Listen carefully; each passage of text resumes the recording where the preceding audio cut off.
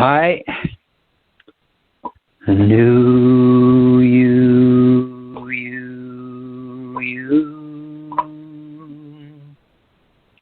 That's a song being offered to connect us with the real universes, a beginning step. And there's new books available from www.wonderfulworldwideeducators.com. You can get a hold of the Adventure Is series of books by Dwayne the Great Writer at lulu.com. Or if you get a hold of the new presentation, you can get PDFs of them. This is an attempt to share some real guidance and give a real education for those that the universal guides are giving the opportunity to. So if a person is humble enough to listen and see if it makes sense, what's being said by Dwayne Hepner, Dwayne the Great Writer, the new man is now. I'll read some of one of the books. This is new book 5 of the Adventure Is series by Dwayne the Great Writer, so you can get an idea of what's being offered. Rebazar told me you are not to be told that you would have to discover that small truth on your own someday, and you have plenty of time to do that, she said. Okay, I am sure it will come to me in the next 100 years or so, I said as we both giggled. As she continued to explain about Nuke. Lou, explain the scene we were watching, where Bentley, who becomes Nuke, was going around to those who were also lost in the astral fog.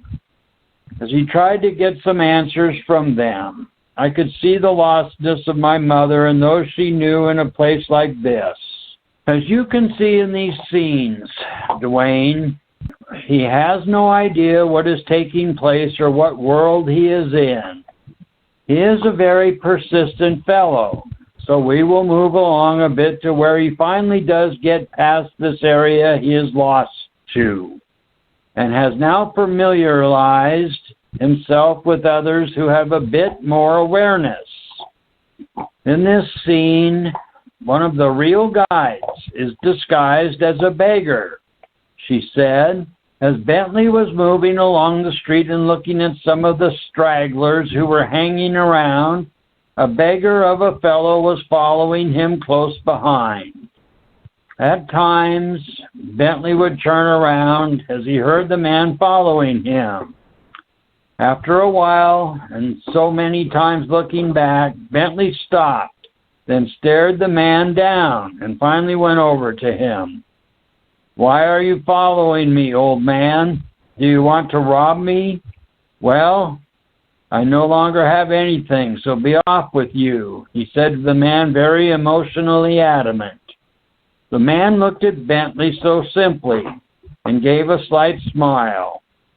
Answer me, old man, why are you following me? He asked again, with more of a demand in his voice. Again, the man simply smiled, as he could see that Bentley was getting very frustrated, and so he said, Because you are going my way, sir. Which way is that, when I am the one going this way? Asked Bentley, as he pointed in an off direction and stated his presence as though he were the nobleman of the block. The old fellow laughed with a grin at Bentley, then stood silent. You are mocking me, a notable man of distinction. I know my place and my whereabouts, and you are not traveling the same way as I. So be gone with you, he said, with a slurrishness to his drunken speech. The old man laughed again, then sat on the ground and put his hands over his face, like that of a child playing hide and go, seek. Bentley stood for a moment and looked at the man, then said in a rather abrupt voice, Why are you doing this, old fellow? I am sad for you, because you cannot see, said the old man. I can see fine, and I would say it is you that cannot see, said Bentley, as he turned and hurried off down the dusty street of lost souls. Bentley ran for a ways and looked back several times to see if the man was following him, as he could no longer see him anywhere. So, out of breath, he stopped and sat under a huge raggedy tree that had very few leaves. As he was leaning against the tree, he could hear someone breathing near him, then realized there was someone on the other side of the tree. Bentley jumped up and went to the other side, and sure enough, it was the old man. That was quite a run we had. I am tired, said the old man, who was breathing hard, as Bentley immediately ran off again. I could see that there were hillsides nearby, and also tunnels that lead into the darkness. Bentley ran for one of the tunnels and disappeared into the darkness. There was a silence for a while, and the view slowly followed Bentley's trail into the dark tunnel. Then, from somewhere there was a voice. You are a fast runner, said someone, as it was the voice of the old man. Then Bentley began to laugh and laugh, because he was so tired himself and didn't want to run anymore. How did you do this? How did you get here, old man? Asked Bentley as he was trying to catch his breath. I like running just like you, Bentley, he said, which surprised Bentley when he said his name. How do you know my name, and who are you? Asked Bentley as I watched the darkness and hearing only their voices. I am here to tell you a story, Bentley, and you must listen very closely as it could save your life, said the old man in the dark. From what I see or cannot see, I no longer have a life. I am only guessing, but I would say that I am in some sort of nicer hell, because everything around me is not what it used to be, as I cannot remember all that I was and where, but I do have some memories left of a life that once was, said Bentley, as he was still breathing a bit hard. It is true. You have passed over, sir. You have come to where you wanted to be, that you decided to be. And so here you are as you have chosen, said the old man. But I cannot remember deciding to be in a place like this, so how can I be here? And for that matter, how would you know anything, old man? He asked. If you will but listen, you will realize I do know why you are here, and then you will know it is also for your own sake, and that you still have a choice, said the man. There was a long silence, as Bentley didn't say a word. You chose this place because of what you decided your life to be, Bentley. It is not that you wanted to be here. It is that you became a part of this place by the very fact of what you have become. You have an opportunity to do so much better, but you must make that choice and become intentful for it. I can give you hints as what to do, but you must listen very closely. Then carry out your plan to escape this place, said the old man. I will listen and decide if what you say is what I want to hear, said Bentley as they both stood in the darkness. You must pay attention to the choices you make, or you will stay here for a long time, and then continually return here many more times without you even knowing it, said the man. How can that be? I know I am here, but it is true that I do not know how I got here, said Bentley. You had a heart attack from your obsessive drinking and arrogance, as most fools like you carry on until they have obliterated themselves, said the old man as he giggled. I am wondering why you find so much of what I have done so amusing, asked Bentley. Because your salvation lies in this very moment, yet you may wander for lifetimes trying to figure out where it is. You will soon be going into a new life back on earth, and it will be a good chance for you to do so much better. But before you return to another bodily life in the lowest of forms, you must seize this moment and come to understand why you are here, or you will fall into the same trap and be stuck in even worse places than this, said the old man. There are worse places than this? Asked Bentley. Oh yes, much worse. This place is actually nice compared to the lower astral hells of the gods, said the man. This is crazy. You are crazy, said Bentley as he ran out of the darkness and looked back into the blackness to see if the old man was following him. From that moment, the old man was never seen again. I then watched as Bentley wandered around for several years and was very distraught. He would scream at times and throw his arms up to the sky, and then yell to the gods to give him back what he had lost. Then Lou moved the view forward a bit, as there came two tall hooded men right up to his side one day and then grabbed him by each arm and carted him off. Bentley was screaming and kicking while they carried him, as they finally came to a huge gloomy-looking building, like that of an old and weathered courthouse found on the earth.